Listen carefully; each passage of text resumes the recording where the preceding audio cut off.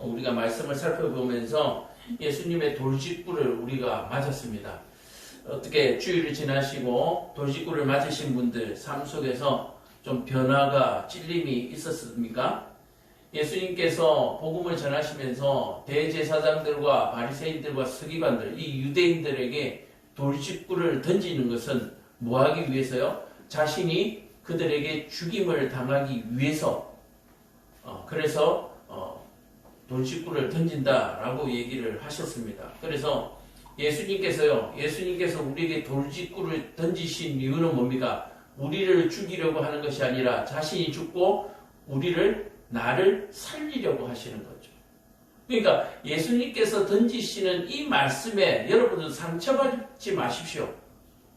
어떤 죄를 선포할 때 또는 물질에 대해서 권면하고 물질에 대해서 하나님의 말씀이 선포될 때 여러분들 상처받지 마십시오. 예수님께서 돌직구를 던지시는 이유가 뭐라고요? 자신이 죽기 위해서 던지는 거예요. 그러면 예수님께서 우리에게 돌직구를 던지시는 이유가 뭡니까? 자신이 우리를 위해서 죽기 위해서 돌직구를 던지시는 거예요. 나 죽으라고 던지는 것이 아니라 여러분들 죽으라고 던지는 것이 아니라 자신이 죽기 위해서 돌직구를 던지시는 거예요.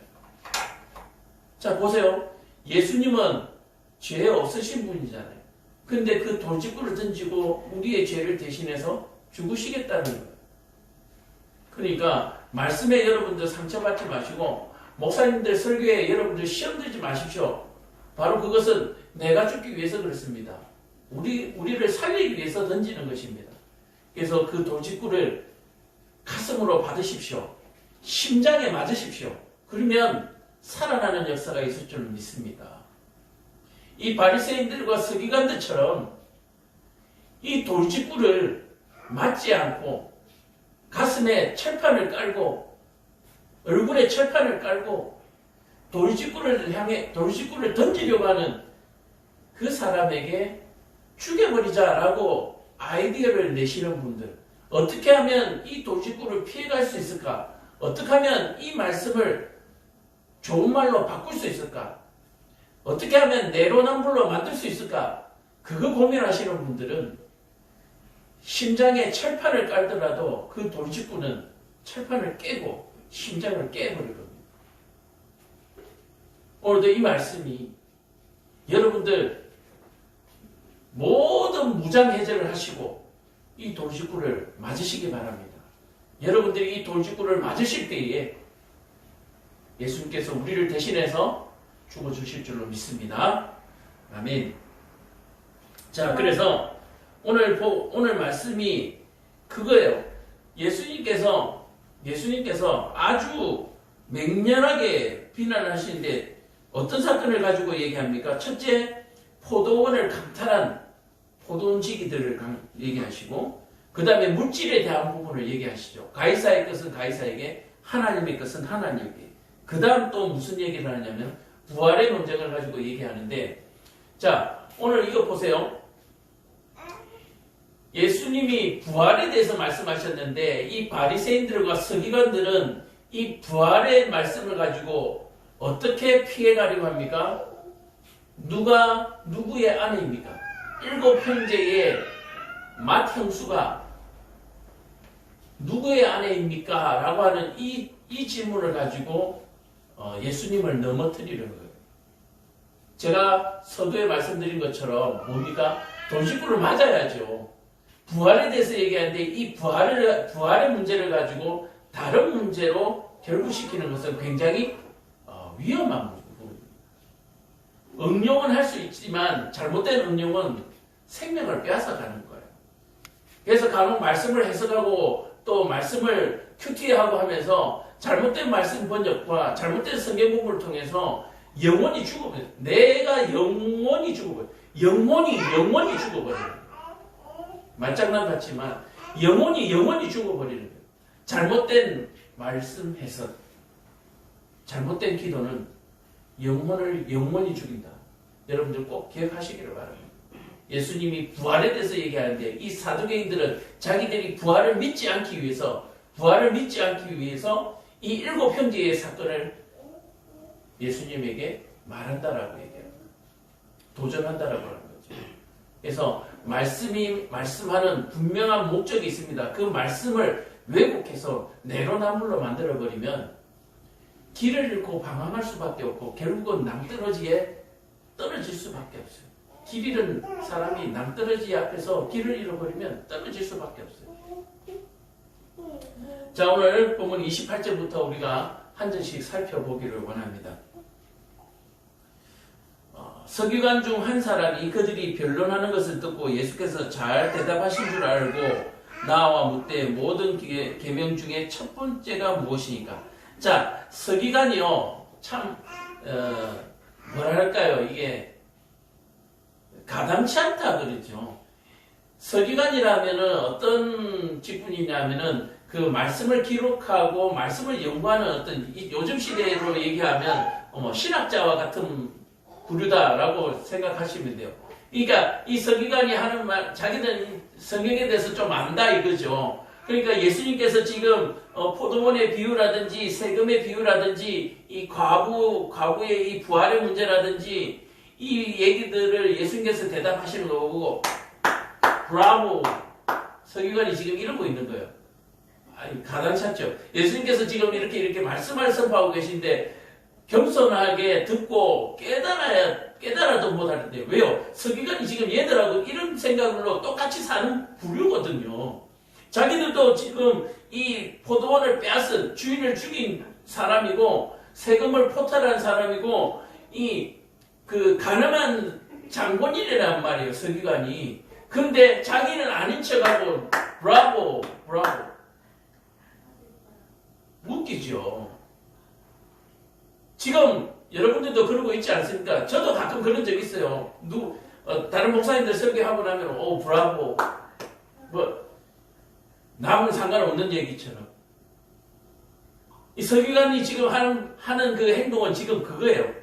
똑같이 도둑이고 강도고 가늠했으면서 예수님의 답변을 보고 뭐요? 브라보.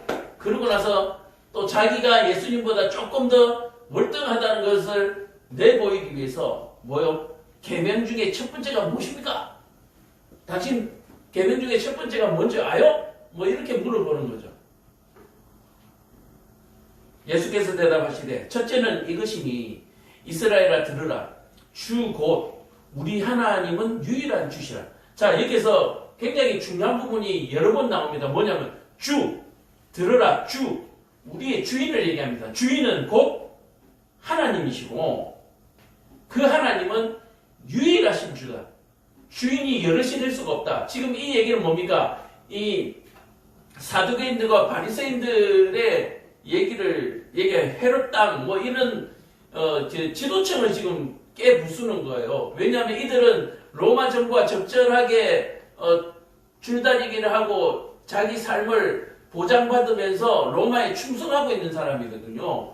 우상에게 지금 머리 숙인 사람들이란 말이에요. 자, 그러니까 그 사람들에게는 이것은 굉장히 중요한 문제인데 이 사두개인은 사실은 이 말씀 속에서 예수님께서 말하시는 다음 부분에 주목하고 있습니다. 사실은 이것이 제일 중요한 거거든요. 주 너희 하나님을 주 곧 우리 하나님은 유일하신 주님이시다. 이 얘기가 사실은 더 중요한 얘기인데 이 서기관은 어디에 주목하느냐 하면은 내 마음을 다하고 목숨을 다하고 뜻을 다하고 힘을 다하여 주 너의 하나님을 사랑하라. 하나님을 사랑하라에 주목하는 거예요. 이거는 율법에 전혀 문제될 부분이 없는 것이거든요.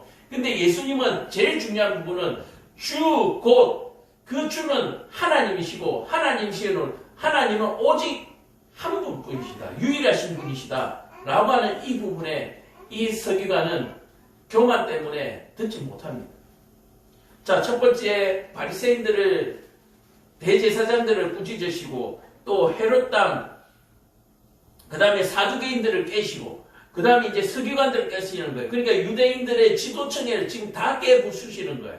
이들의 교만이 얼마나 극에 달아있는가를 볼 수가 있는 거예요. 이들은 지금 뭘 하고 있다고 주는 하나님밖에 없는데도 불구하고 하나님 외에 다른 주를 모시고 있고 또 우상을 섬기고 있기 때문에, 겸하여 섬기고 있기 때문에 유일하신 주를 깨는 거예요. 그러니까 첫 번째 계명과 두 번째 계명과 세 번째 계명을 다 깨부시고 사는 사람들. 그러나 자기들이 율법에 아주 충실한 사람들이라고 생각하고 있는 거예요. 1번, 2번, 3번을 다 깨부수고 있는 거예요. 너의 하나님을 사랑하라. 1, 2, 3번 계명을 다 깨부시고 있으면서 주 하나님을 사랑한다? 그게 말이 됩니까?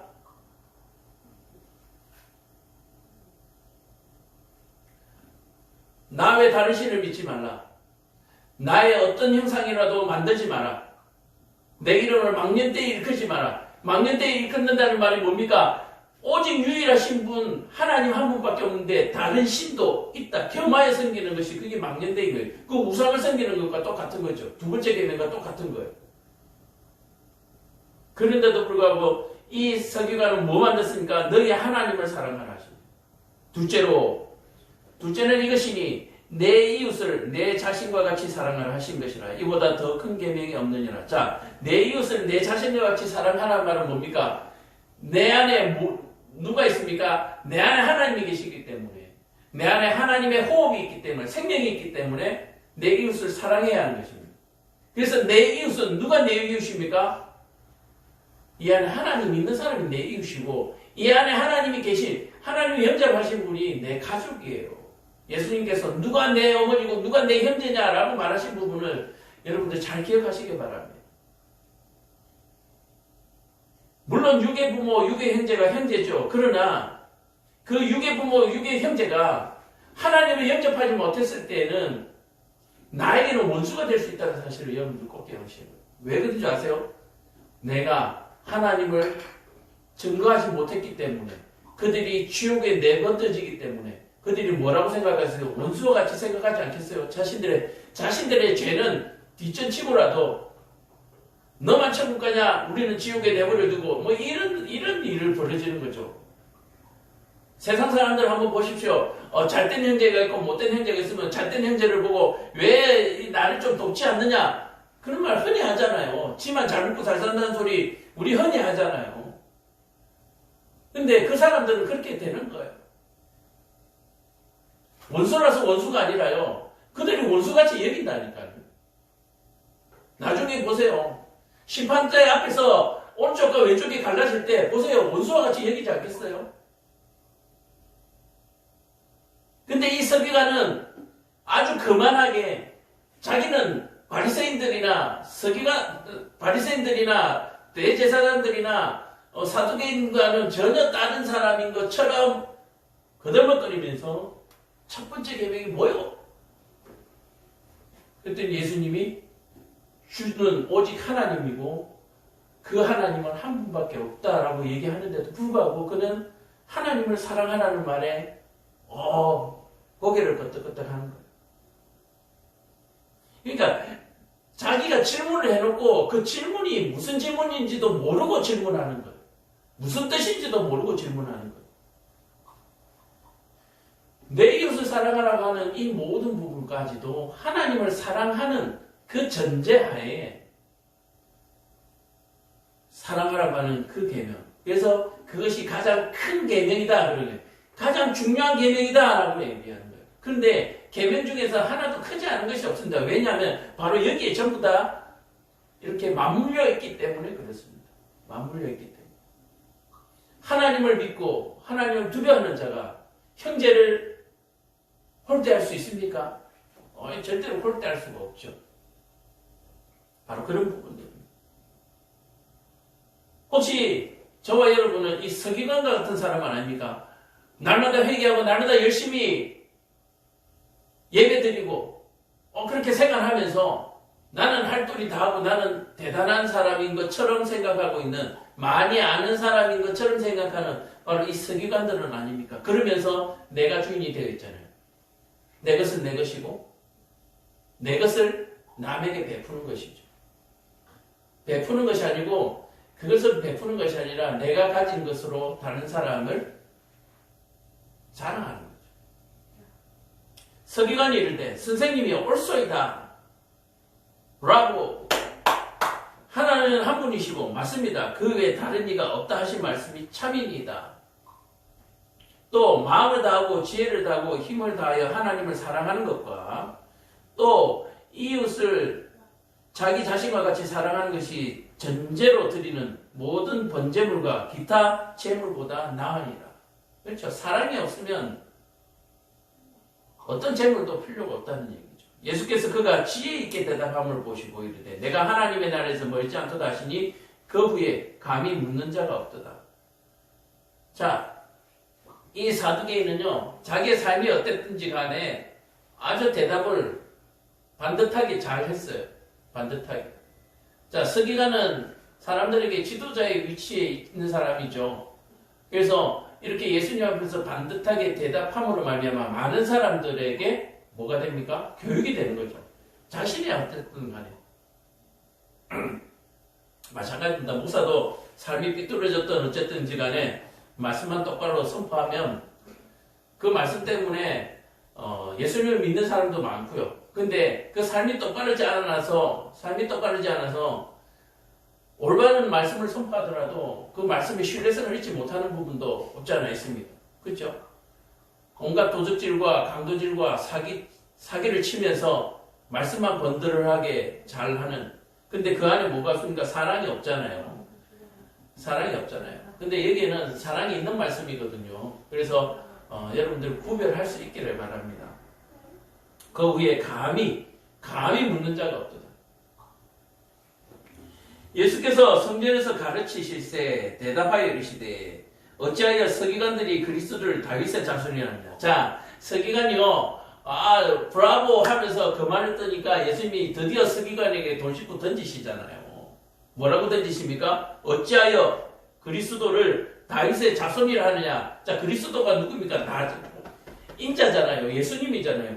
왜 서기관들은 나를 다윗의 아들이라고 자손이라고 얘기하느냐? 다윗이 성령에 감동되어 친히 말하되 주께서 내 주께 이르시되 내가 내 원수를 내 발 아래 둘 때까지 내 우편에 앉으라 하셨도다 라는 말씀을 가지고 주께서 내 주께 이르시되, 자, 주께서 내 주께 앞에 주는 여호와 하나님, 그죠? 뒤에는 예수님이죠. 자, 그래서 예수님은 다윗보다도 앞서신 분이다 라고 얘기를 하는 거예요. 다윗이 그리스도를 주라 하였은즉 어찌 그의 자손이 되겠느냐 하시니 많은 사람들이 즐겁게 듣더라. 이런 얘기를 들어본 적이 없거든요. 왜냐하면 서기관이 똑똑한 척하고 지금 그만 뜬다가 예수님한테 지금 한 방 맞은 거예요. 자, 그리스도가 어떻게 다윗의 자손이냐? 앞으로 그리스도 메시아가 다윗의 자손으로부터 올 것이다 라고 얘기했는데 그 주가 주께 이르시되 내 원수를 내 발 아래 둘 때까지 내 우편에 앉아 있으라 하신단 말이에요. 자, 그래서 주가 예수님이 하나님의 우편에 앉아 계신 분이에요. 그렇다면 다윗보다 뒤가 될 수가 없고 그리스도가 다윗의 자손이 될 수가 없다라고 얘기하는 거예요. 그렇게 얘기하니까 그동안 듣도 보도 못한 얘기를 사람들이 들으니까 뭐요? 아주 즐겁게 듣더라. 아이고 고소하다. 그동안에 목에 힘주고 살더니 사두개인들 고소하다. 그렇게 됩니다. 근데요, 이 말씀을 그냥 재미로 흥미로만 또 늘 새로운 것만 듣고 싶어 하는 것도 사실 위험하지만 일단 이 말씀은 우리가 늘 듣고 싶어 하는 새로운 것 또는 안전뱅이가 일어나는 것, 암 환자가 안 일어나는 것, 그 사건하고 이 사건은 완전히 다른 사건이고 하나님의 말씀에 대한 완전한 해석이며 잘못된 것을 수정해서 가르치시는 부분이기 때문에 사람들이 즐거워하더라 라고 하는 부분은 굉장히 뭐라 그럴까요? 성령이 충만해지더라 이렇게 되는 거예요. 자, 그리고 나서 서기관들을 향해서 또 한 번 도직구를 던집니다. 예수께서 가르칠 때 이르시되 긴 옷을 입고 다니는 것과 시장에서 문안받는 것과 회당의 높은 자리와 잔치의 윗자리를 원하는 서기관들을 삼가하라. 자, 서기관들의 아까 제가 처음에 28절에서 서기관들이 거만하다라고 표현한 이유, 왜냐하면 제가 28절에 거만하다고 표현했는데 34절에 예수님께서 지혜롭다고 칭찬하니까 뭐가 잘못된 거 아니냐라고 얘기를 하실 분이 있지만 지금 38절에 다시 얘기하잖아요. 긴 옷을 입고 시장에서 문안을 받고요. 사람들에게 대접받기를 좋아하는 그런 서기관을 삼가하라.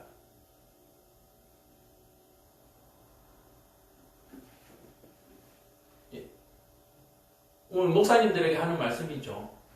어떻게 보면 목에 힘을 주고 계시는 장로님들이나 권사님들에게 교회 직분자들에게 하는 말씀이기도 합니다. 그런 사람들이 있거든. 삼가하라. 그런 사람들하고 관계를 맺지 마라. 그거보다도 그런 사람들을 본받지 마라. 요 정도로. 왜냐하면 그 사람들이 또 빨리 깨우치고 본받아야 되기 때문에. 회개해야 되기 때문에.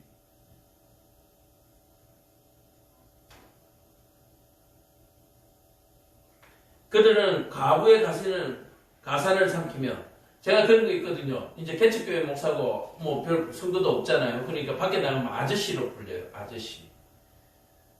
그렇죠? 그렇다고 제가 아저씨라는데 아니 나 목사님이야. 이것도 좀 무섭잖아요. 그냥 아저씨죠. 그래서 우리가 목사로 불리든 아저씨로 불리든 장로로 불리든 권사로 불리든 아줌마로 불리든 중요한 것은 뭡니까? 삶이 중요하죠. 그 삶이 얼마나 그리스도인다운가 하는 것이 중요한 것이지 어떻게 불리는가는 중요한 것이 아닙니다. 우리의 자리는 누가요? 하나님이 정하시죠. 세베대의 아들들이 예수님의 좌우편에 앉기를 원할 때 그 자리는 준비된 자가 앉을 것이고 하나님 아신다. 그냥 하나님만 아시는 자리죠.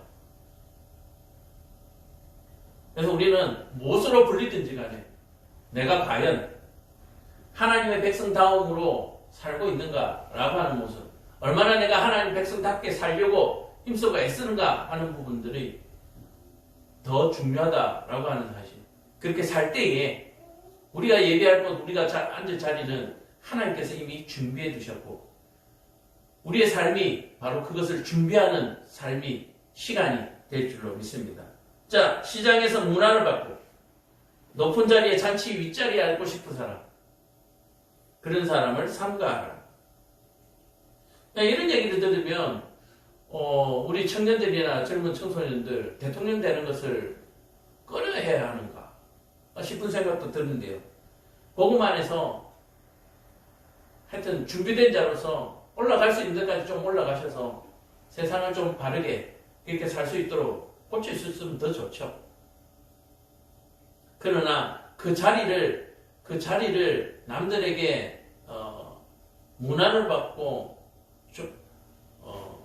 그렇게 하려고 거기에 올라간다고 하면 그건 문제죠.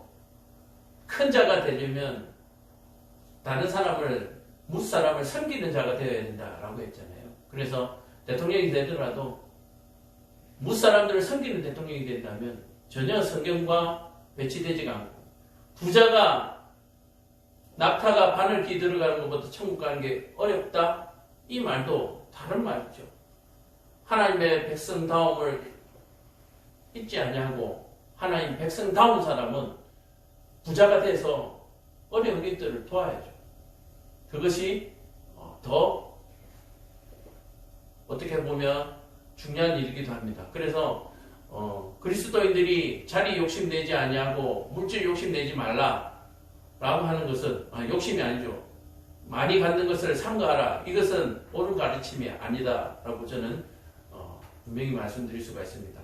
분명히 이 가슴에 하나님을 품고 있으신 분들은 높은 자리도 올라가시고 돈도 많이 버시고 대신에 그것들로 그 자리와 그 물질로 세상을 섬길 수 있는 그런 사람들이 되면 좋겠습니다. 그들은 과부의 가산을 살피며 외식으로 길게 기도하는 자니 그 받는 판결이 더욱 중하니라 하시니라. 왜요? 과부의 가산. 과부의 가산은 뭡니까? 과부는 사실 거의 가진 게 없거든요. 과부가 무슨 재산이 있겠어요? 그 없는 것까지도 빼앗는 자다라고 얘기하는 거예요. 누가요? 서기관들이. 문안받기를 좋아하고 높은 자리에 앉기를 좋아하는, 대접받기를 좋아하는 서기관은 그런 벼룩이 간까지도 내먹는 그런 사람이다, 그런 악질이다라고 얘기를 하는 거예요. 자, 그렇게 얘기하면서 마지막으로 예수님께서 말씀을 정리합니다. 예수께서 흥금함에 대하여 앉으사, 자, 흥금함에 대하여 앉으사, 흥금함을 바라보고 이렇게 앉아 계시는 거죠. 우리가 어떻게 흥금함에 돈을 넣는가 보실세 여러 부자는 많이 넣는데 한 가난한 가부는 와서 두 렙돈 곧 한 고드란트를 넣는지라. 자, 이 두 렙돈, 자, 두 렙돈, 렙돈은요 이 유대 화폐고요. 고드란트는 로마 화폐로 되어 있거든요. 고드란트는 로마의 아주 작은 동전에 들어가고 렙돈도 거기에 속하는데 은전에 속하는데요. 재밌죠? 유대 화폐는 렙돈 2개예요. 근데 여기는 한 고란트예요. 한 고란트. 자, 그래서 로마라는 나라가 화폐를 어떻게 해요? 유대는 2개인데 로마는 하나니까 굉장히 경제적으로 착취를 하고 있다라고 볼 수가 있는 거죠. 왜 똑같이 2개 해야지 왜 2개 1개 하죠? 물론 그게 크기도 같아야 되고 또 그 재료도 똑같아야 될 텐데 이들은 그 숫자를 달리하면서 옛날에 조선시대 제가 기억하는 당백전인가요? 당백전?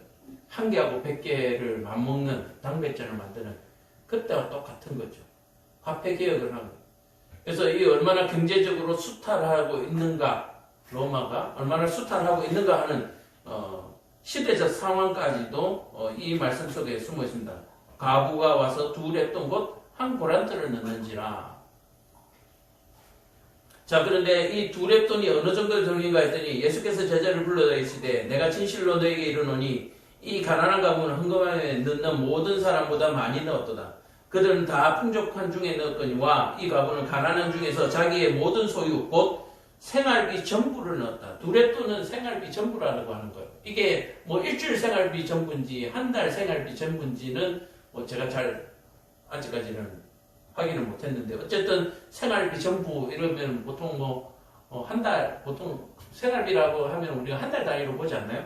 자, 그래서 이 시대는 어떻게 다루는지 모르지만 어쨌든 한 달로 봤을 때 한 달비 생활비를 전부 다 넣었다. 그렇다면 다른 부자들은 한 달 생활비 중에 일부를 넣은 거죠. 많이 넣긴 넣었는데 일부를 넣은 거죠.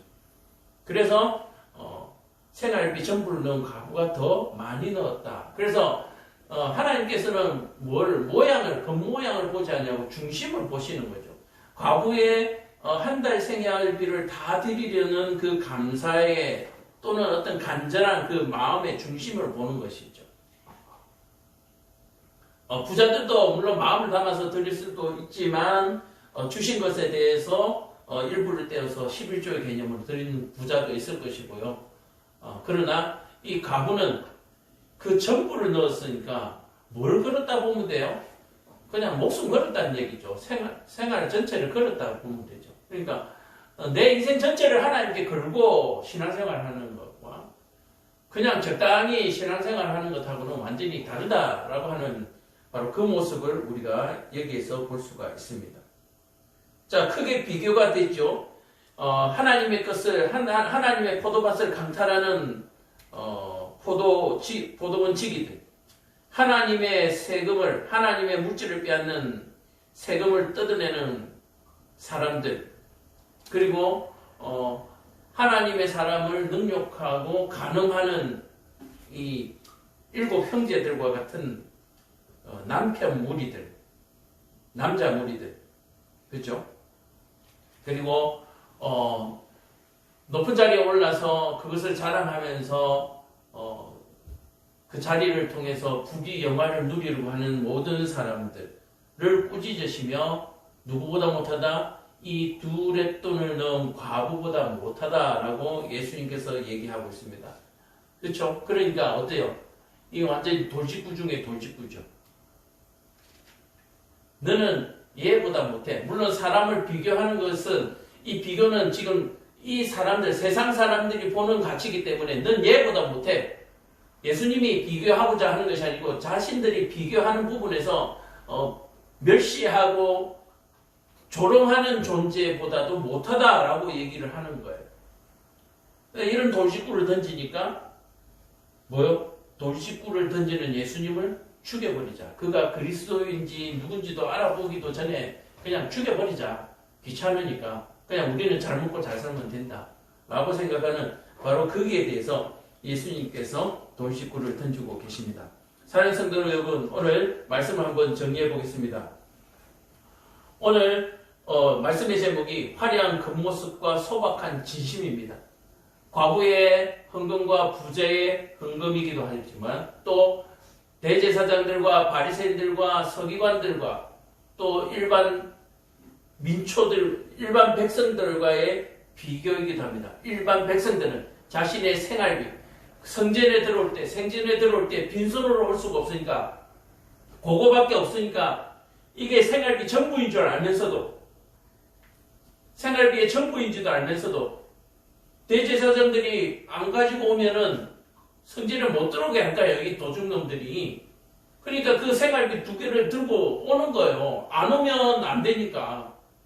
신앙생활이 안 하면 안 되니까. 이 유대사회에서 발붙이고 살려면 안 하면 안 되니까.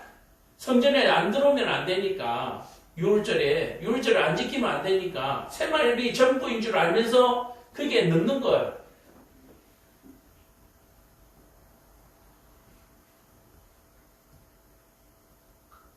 화려한 그 모습을 가지고 있는 이 대제사장들의 무리, 지도자들의 무리가 하루하루 살아가기 힘든 백성들을 얼마나 갈취하고 있는가를 볼 수가 있어요. 자기들은 백성의 것을 갈취해서 일부를 드리고 백성들은 전부를 드리지 않으면 안 될 만큼 쪼들리게 살고 있는데도 불구하고 그들의 삶을 돌아보지 않는 이런 무리들, 화려한 겉모습과 소박한 진심들 사이에서 하나님이 누구를 더 사랑하시는가? 하나님이 어디에 더 주목하고 계시는가? 우리는 볼 수가 있습니다. 하나님이 보신다라고 얘기하는 것은 굉장히 중요한 문제입니다. 하나님이 보시는 것과 하나님이 보시지 않는 것은 천지차이예요. 하나님은 빛이십니다. 하나님이 보지 않는 것은 밤입니다. 어둠입니다. 하나님이 보시는 것은 빛이요 낮입니다. 빛의 삶을 살아가는, 낮의 삶을 살아가는 사람들과 어둠의 죄악의 삶을 살아가는 사람들의 그 결말은 분명히 어떻게 된다고 하는 것을 모르실 사람은 아무도 없을 거예요. 사랑하는 성도 여러분, 우리는 오늘 어떻게 살려고, 어떻게 살아야 되겠다고 결단하고 결심해야 될까요? 화려한 그 모습으로 이 땅을 살아갈 것인지, 소박한 믿음으로, 신실한 믿음으로, 진심으로 살아갈 것인지, 어둠과 죄악 가운데서 살아가야 할 것인지, 빛과 낮 가운데 살아가야 될 것인지, 이 선택을 하지 못한다면, 이 선택에서 올바른 선택을 하지 못한다면 사실 살 가치가 없죠. 오늘 귀한 말씀이 되고 정말 인생의 대반전이 되는 결단하고 결심하는 시간이 되었기를 간절히 축원합니다. 기도하겠습니다. 사랑과 은혜가 충만하신 아버지 하나님, 우리를 빛 가운데로, 낮 가운데로, 은혜 가운데로 인도하여 주심을 감사합니다. 하나님 늘 우리의 삶에 간섭하시고 동행하여 주셔서 우리가 어둠으로 가지 아니하고 죄 가운데로 가지 아니하도록 하나님 우리를 막대기로 인도하여 주시옵소서. 예수님 이름 받들어 기도합니다. 아멘.